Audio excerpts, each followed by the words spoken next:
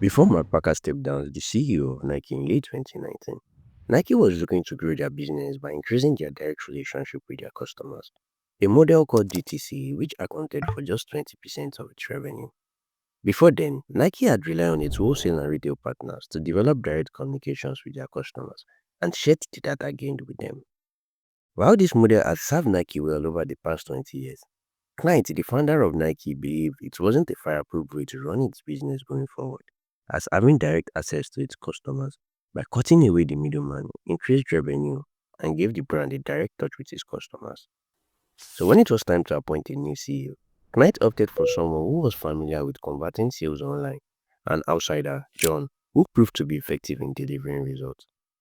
During his first 2 years in charge, John worked wonders as sales shot up through his DTC method, taking Nike's valuation from $100 billion to $250 billion, with stock earnings reaching as high as $150 a share. Revenue also increased significantly as Nike posted profits running into the $1 billion mark. This honeymoon ride would, however, come to an end as Nike began to suffer significant losses, which saw them struggling to make sales. Competition from rival brands and an overstock pipeline of products would also make matters worse as Nike began to lose its stead as the leader of the sport apparel industry. And for the first time in over a decade, Nike posted a decline in revenue for 3 consecutive quarters, which sent their valuation from $250 billion to $105 billion. How did this happen and what happened to Nike? To understand what happened, we have to understand first how Nike had always run its business. So Nike's business model had always been about one thing: demand creation and value supply. Nike created innovative products that customers truly needed, which in turn allowed for them to control the amount of supply to the marketplace. This system worked best as it helped Nike to have control over their products. Take for example the Nike Vaporfly, which has been hailed for allowing athletes run 2 minutes faster than they normally could. A shoe which broke the world record for the fastest marathon run in under 2 hours. This type of product allowed for Nike to be sought after as the industry leader in innovation, which in turn generated massive sales for them.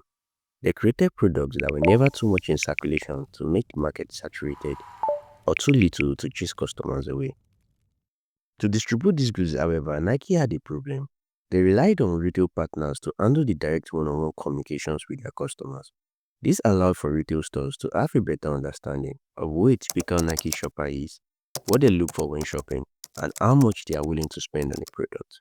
In summary, they had a good understanding of their shopper and information critical to the growth of a brand like Nike. In 2011, Nike began laying the groundwork for their push to direct consumer relationship, a push which would make shoppers buy directly from them and eliminate the middleman.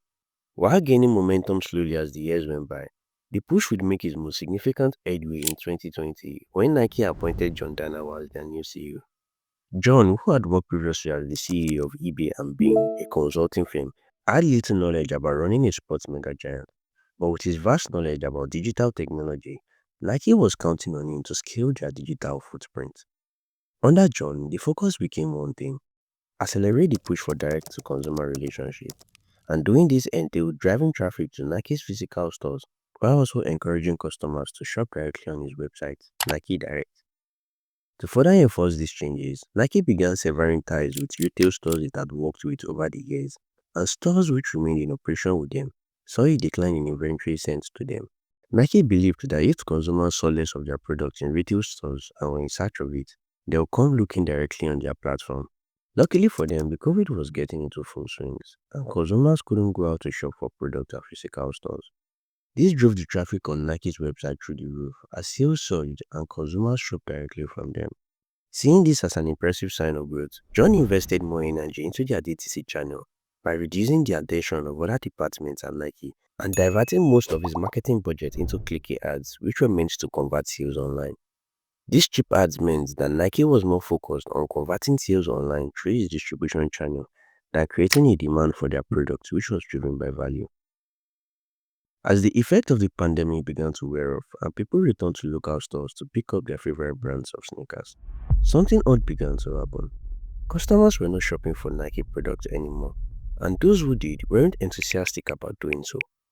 This odd behavior would worry them at HQ as they began to scramble around, trying to figure out what had happened. You see, when Nike had decided to shift most of his business to his DTC platform, cutting half of his retail partners and reducing supply to wholesalers, Empty shelf spaces began to show up in retail spaces around the world, and consumers who weren't shopping for Nike needed to shop for something else. Rival companies took notice of this and began supplying their own products to these retailers, taking up the free space afforded by Nike. This worked great for customers as they found refreshing products on the marketplace they were willing to try out. Nike had made a huge miscalculation when they believed consumers would come looking for them if they didn't see their products in retail spaces. They forgot that consumers are not as loyal to brands as much as they think. Beyond taking these spaces, categories in which Nike had excelled in and built its reputation upon would begin to suffer as these competitors penetrated into the market space, taking more of Nike's share. This was only possible because Nike had shifted its attention from producing performance-based shoes to lifestyle products in a bid to increase the amount of traffic it got through its DTC platform. This newfound focus also saw the quality of innovation at Nike fall, as the department responsible for coming up with innovative ideas had been marginalized by other departments. No new groundbreaking innovation had been made in a while, and talented staff members who were integral in creating these innovative products had been laid off.